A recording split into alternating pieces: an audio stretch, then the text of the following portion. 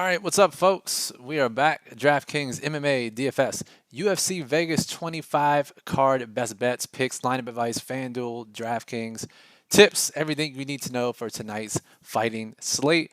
I'm Brian Jester, co-founder here at Occupy Fantasy. And I'm joined today, like always, by Mr. Jake McIntyre of MMADFS.com. Jake, what's happening, dude? What's up, man? Looks like a fun slate. I was just writing down a last-minute prediction, and remind me to bring that up at the end of the show.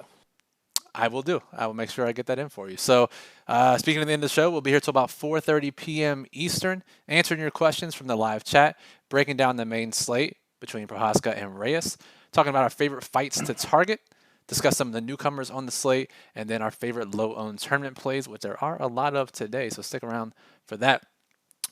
So Jake, let's jump right into it. Let's get the people what they want. So this main event, Prochazka and Reyes, is we both said that the money line was interesting for this particular fight, and it's if you read the daily plug, which you see on the screen here, which Jake writes, we talk about how it's not your prototypical 5-round main event that you have to slam into your lineups. So Jake, break down this fight. Let us know what it means for DFS purposes, not only for your cash games and your low-risk contests, but for your high-risk contests as well. Yeah, so it's an interesting one. I mean, we don't see a ton of like coin flip main events, especially with a UFC veteran going against a guy who's only had one UFC fight in Jerry Prochazka. We'll go with that. So it was a little bit weird. When I first saw it, I was like, oh, okay, so Reyes is the underdog against this guy who has one fight in the UFC. Reyes is coming off 2 title fights. He lost both of them. So, I mean, obviously that hurts. He got knocked out for the first time in his career in his last fight. But yeah, I mean, I was definitely sort of like, all right, it kind of caught me off guard because I was kind of expecting Reyes to basically be a slight favorite. But I don't know. I guess everyone, the field, the bettors, the odds makers, they're all really high on Yuri. So, I mean, here he comes in his second UFC fight and a 5-round fight as the favorite. And in terms of DFS, I mean, both these guys kind of seem like round 1 or bust plays. Yuri did have pretty high volume in his first UFC fight, but I know we were looking at some of his older footage, and it wasn't as high there. So I think it'll be interesting because I think if it gets out of round 1, it's still probably going to end in the first 3 rounds, but it's not going to have much volume. It's not going to have any grappling. So it has the potential to be lower scoring, and the loser is going to be really low scoring. It's just the loser is probably going to have like 20 significant strikes and nothing else. So for stacking, that makes it really tough because if the winner doesn't put up 140 points and the loser only puts up like 10 or 20 points, you're not getting a really big combined score. So it's really, you're not getting the 5-round bonus. It's almost like stacking a 3-round fight if you fight it. So if you stack it, so I don't know. It's a tougher fight to stack. I think the only reason I would stack it in low risk is if I could make the perfect lineup around it. And for high risk, there's still a good chance at their lower prices that the winner is going to end up in the optimal lineup. We have Reyes at 7,900 on DraftKings. We have Yuri at 8,300. I mean, they would have to really put up a bad score. I'm thinking like below 90, 95 points to not end up in the optimal. So I still think you want a lot of exposure in high risk, but I don't think you have to stack in low risk this week. Yeah, it's super interesting because we don't really get the full benefit of a 5-round main event, and we saw what happens. We saw the results of that when that happens on last week's, all the title fights last week, where they all ended in round 2 or earlier, and any fight stacks and low risk contests didn't pan out whatsoever. And when you have a fight like tonight where it's just mostly volume-based, and there's not going to be that much of it. I agree with you that, Prochazka's pre-UFC fights didn't have a ton of volume, and he even said that he came out kind of guns blazing in his debut. And you got to imagine that, God forbid, it does go 5 rounds, he'll probably try to pace himself some. So we shouldn't see the same number of significant strike attempts that we saw in his debut. And it makes it really tough for all contest types. Super interesting, and I really like your comparison there that it would be the equivalent of stacking a 3-round fight in low risk, and I don't think that's something that you need to do if you're playing cash games. So let's see. So we got a lot of people in the chat here. We got Carl, who's just jamming UFC keywords for us to get our SEO up. Appreciate that, Carl. T Nasty Eagles, what's up, guys? So yeah, if you have questions, let us know. We'll be here till 4:30 p.m. Eastern. Jake, if you had to pick a side for high risk, if you had to be close to the field percentage or overweight, which side are you choosing? Man, it's so close. Like honestly, I'm pretty hedged on this one, but I liked Reyes at first, and for some reason I'm getting bad vibes on him, so I'm slightly on Yuri. But honestly, man, I'm kind of splitting this one down the middle.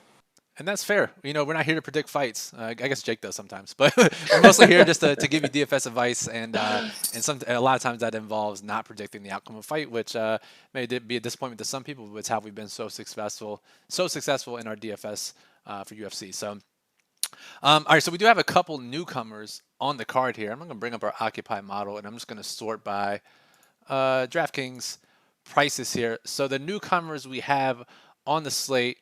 We have Luana Pinheiro, who is making her debut against Randa Marcos. And I think that's it, right, Jake? That's the only newcomer we have. Yeah, that's the only one making their debut. It's just Luana. So let's talk about her. She is right now minus 165 on the money line, priced in that upper range, 8,500 on DraftKings, $17 on FanDuel. If you just look at her record, and generally these are types of fighters we're eager to play, right? It's like she has a lot of round one knockouts, generally gets the female decrease in ownership. But Jake, that's not going to be the case. And as we've seen with the last couple of female fighters making their debut against veterans, it's no cakewalk. And this is a massive step up in competition with huge bust potential. Yeah, man, for sure. I mean, she's coming off 6 straight round one wins, which I think is really going to drive her ownership up.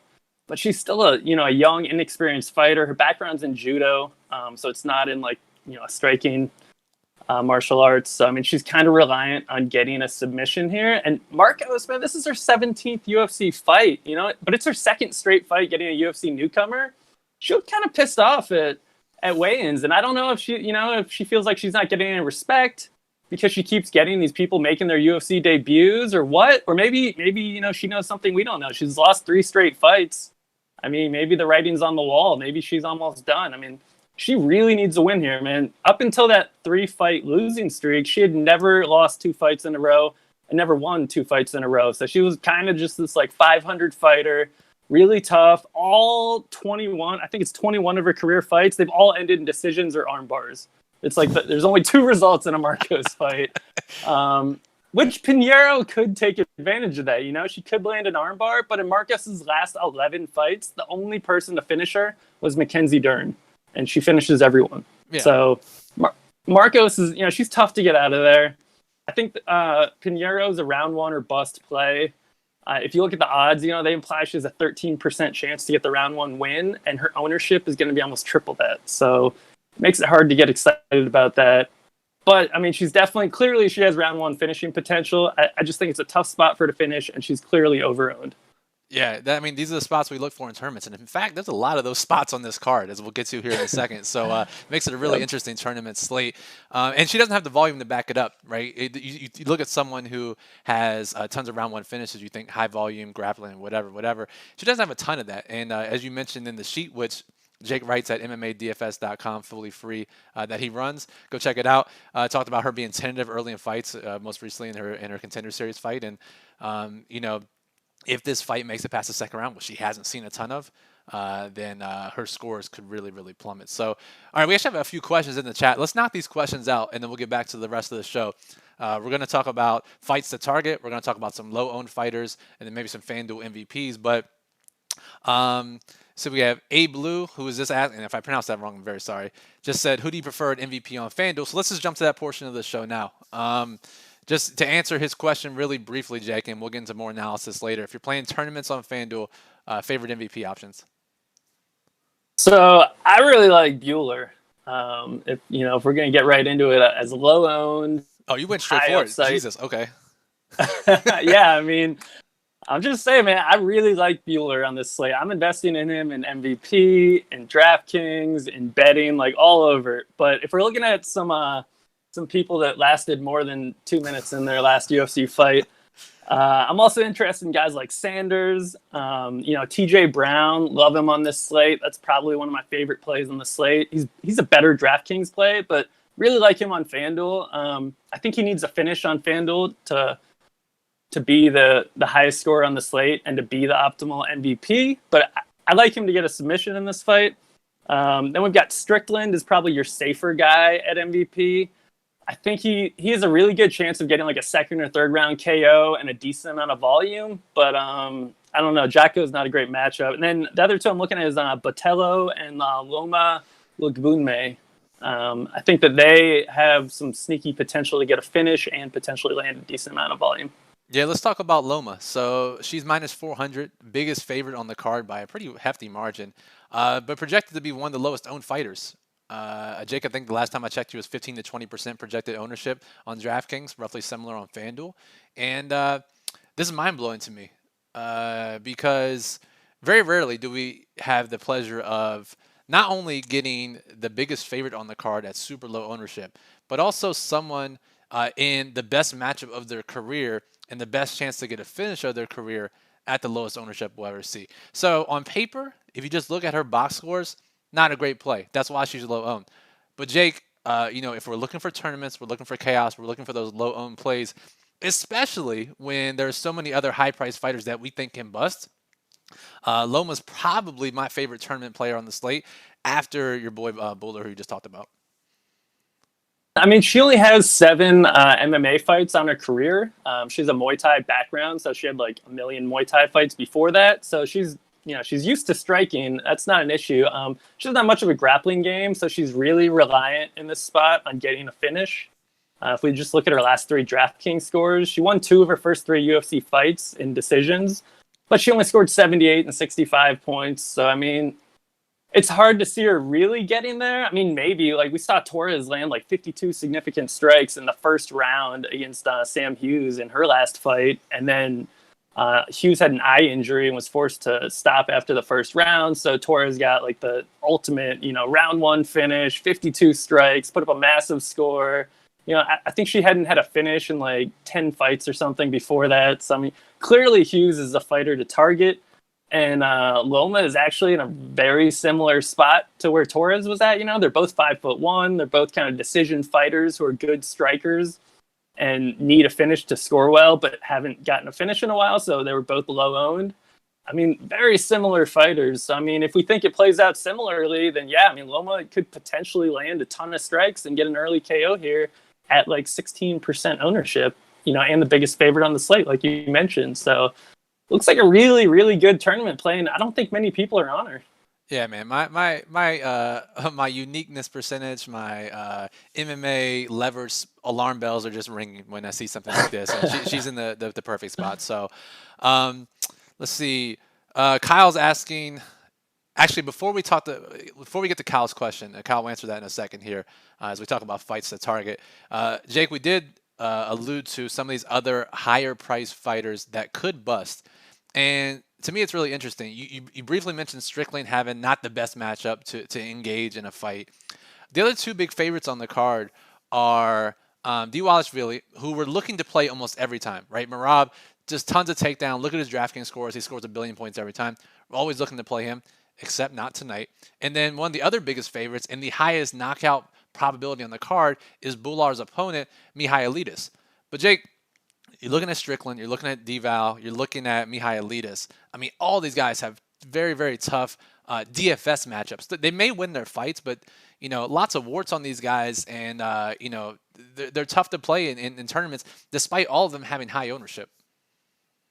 Yeah, I mean, we see it all the time. People chase 2 things in DFS MMA. They're chasing the finishing lines and they're chasing the DraftKings box scores. And, Michailidis has a 47% chance to get a finish, despite getting knocked out at the end of the first round in his only UFC fight. So, I mean, we think people are going to, which is crazy, 47% to get a finish. And, the guy has never had a win in the UFC, but he goes against another guy in a similar spot who also got knocked out in the first round of his first UFC fight in Bueller. So I think that's a high variance fight. I personally really like Bueller. Bueller, could he have looked any worse in his UFC debut? I mean, he got knocked out like immediately by Tom Breeze. I don't know, man. That didn't stop us from playing Malkoon last fight, and that worked out pretty well. So, I mean, it's short-sighted nature, right? People look at the one result that they have, the one thing that's available to them. And to be fair, Bular's opponent was much better than Mihai Elitis' opponent in their debut. For sure. So I think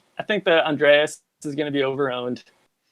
He has like an 8-minute gas tank. So if the fight gets into the second half of it, I think Bueller takes over, picks him apart. Bueller looked way bigger at face-offs. He's got a history of finishes. I really, really like the Bueller round 3 and somewhat the round 2 lines here. It's like 30-1 basically on Bueller getting a third round KO. And if you watch Mihai Elitis's fights before joining the UFC, he just runs out of gas by the third round. Like, you don't have to land anything. He'll just fall down and you can just tap him a little bit and the ref will stop the fight. So, I mean, it's like a free round 3 KO if it gets that far. Like, Mihai Elitis has no gas tank and now he's dropping down to 185 where he normally fights from 205. So, he's dropping 20 pounds.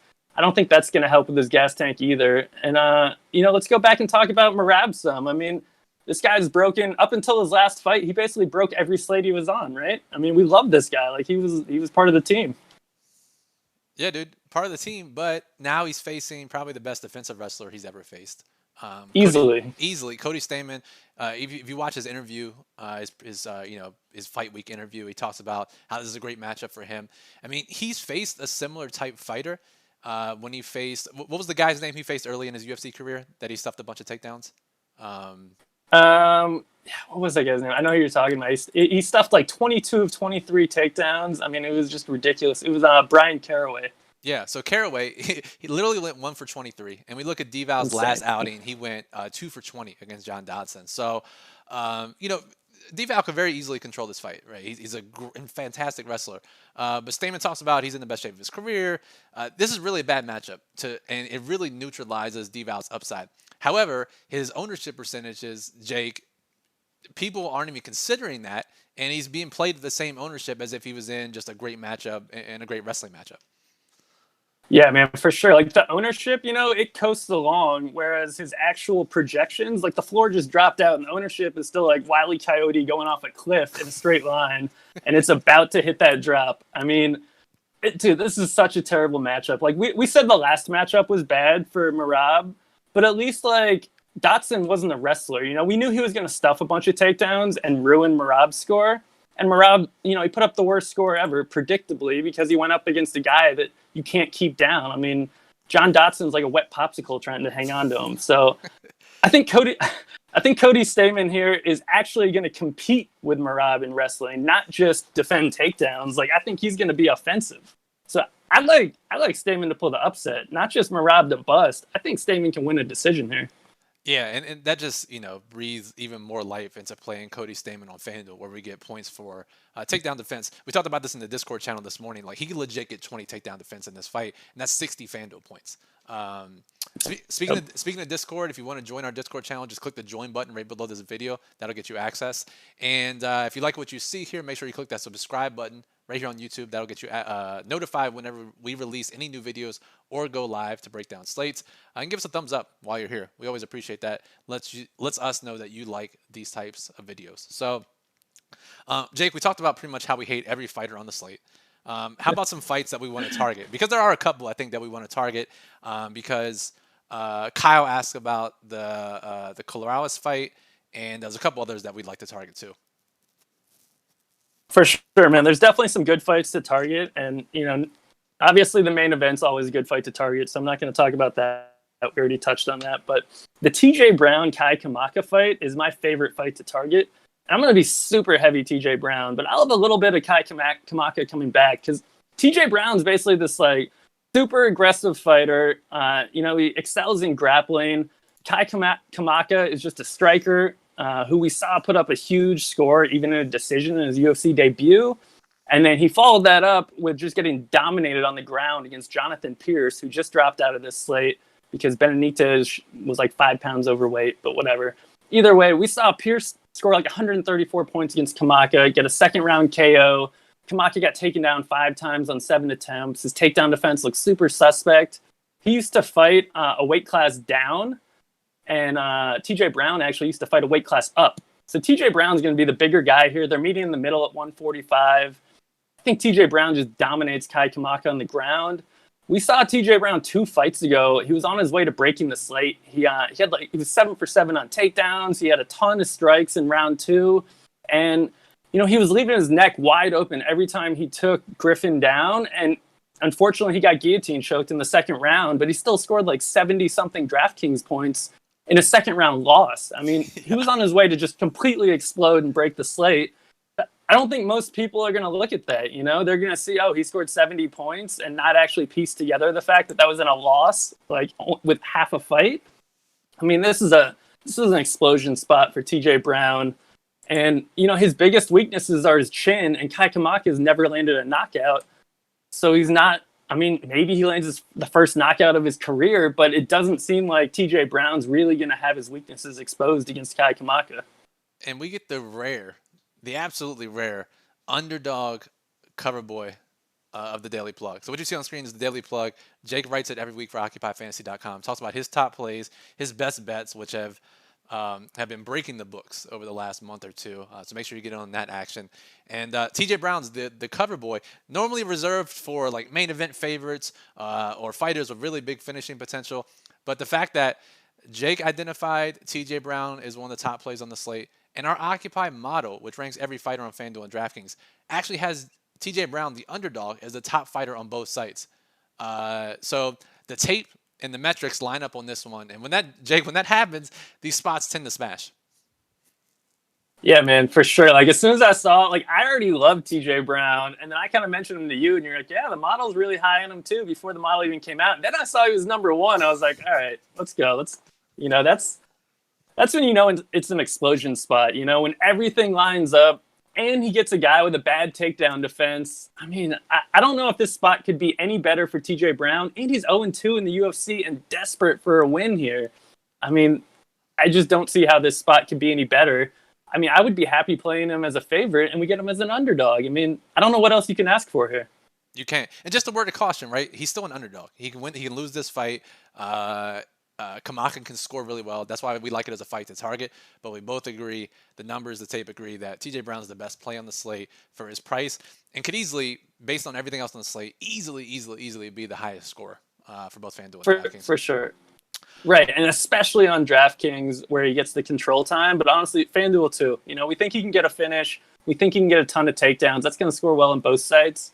But if it goes to a decision, I think he's more likely to put up a big DraftKings score is the last thing on that. But, some other fights that I like to target are going to be the Sanders-Colares fight. How many slates in a row has the first, fight of the card just blown up?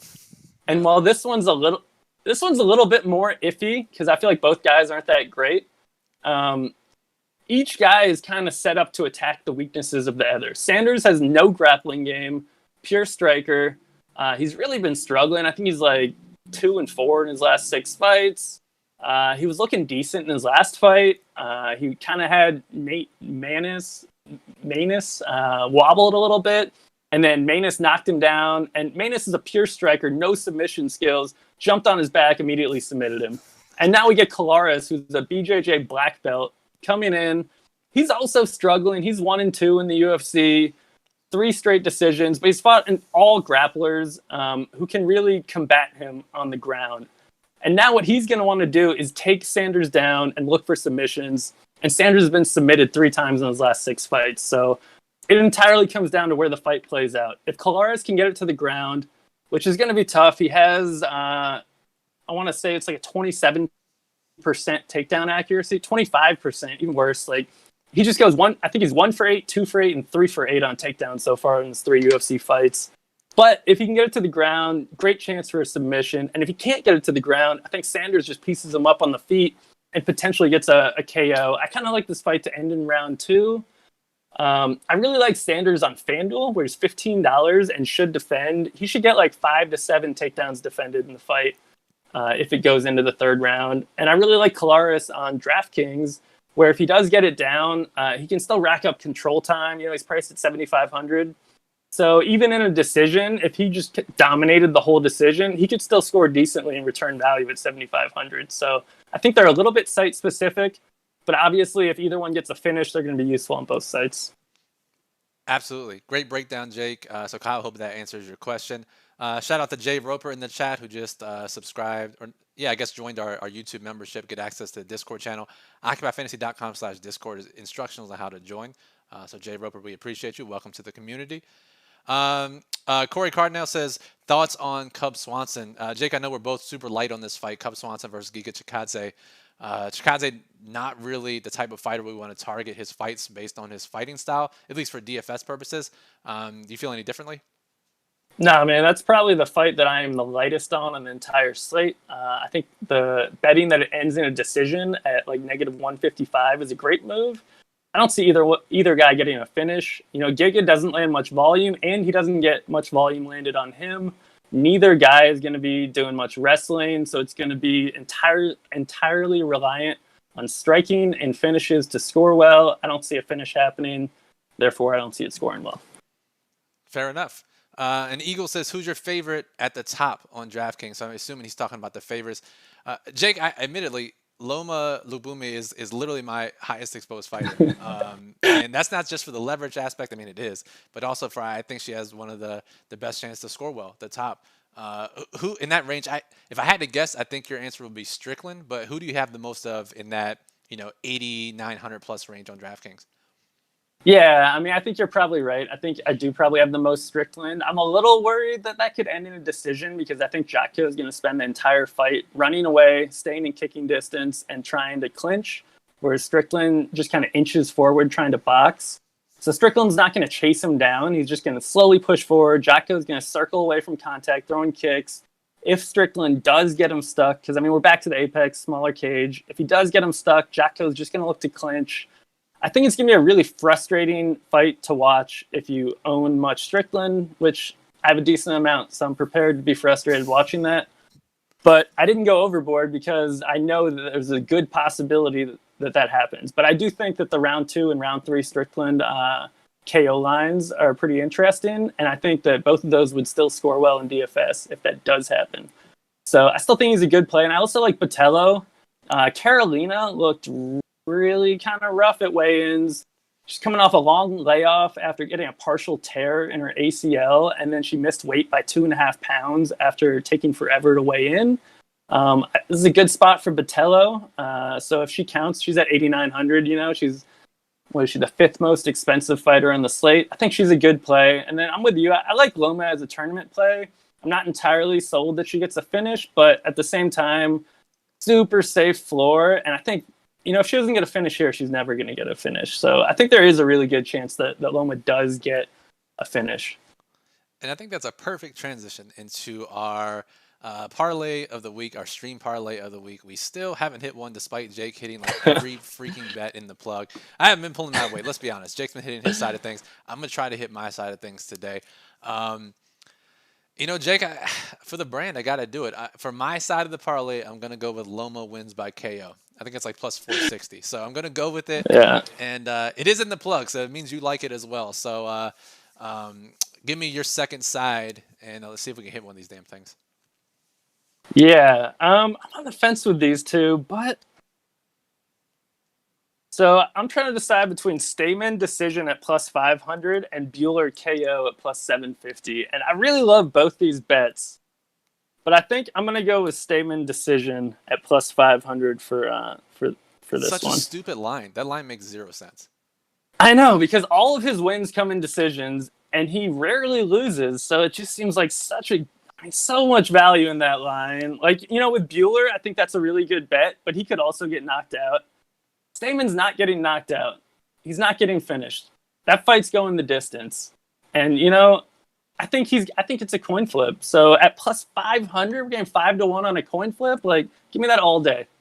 Stamen plus 500. Massive value. Massive value. So Loma by KO, which probably isn't going to happen. And Stamen by decision. It's funny because Loma's KO line and Stamen's decision line are basically the same, but I feel like the odds of Stamen's decision is infinitely higher than Loma getting a KO despite similar odds. So I know. So this parlay is going to be a little over 32-1. So pretty solid. I like both those bets. At getting 32-1 on that, I mean, that's a great parlay. I love it. Hell yeah. Let's do it. And I mean, let me pull out the note that I wrote right before we started this. I wrote, I'll just show you. Right, I said, Brian will talk about Loma a bunch and include her KO line in the parlay. So, I mean, I'm just saying, like, I've been doing predictive stuff. I think I got a good read on you. God damn it. All right, man. If I'm that predictive, all right, well, I got to switch it up next week. I'm just going to pick something super chalky next week. And, well, that's super tilting. I can't believe it. Well, either way, for those of you watching, that's a good thing because we know each other. We've been doing the show for so long.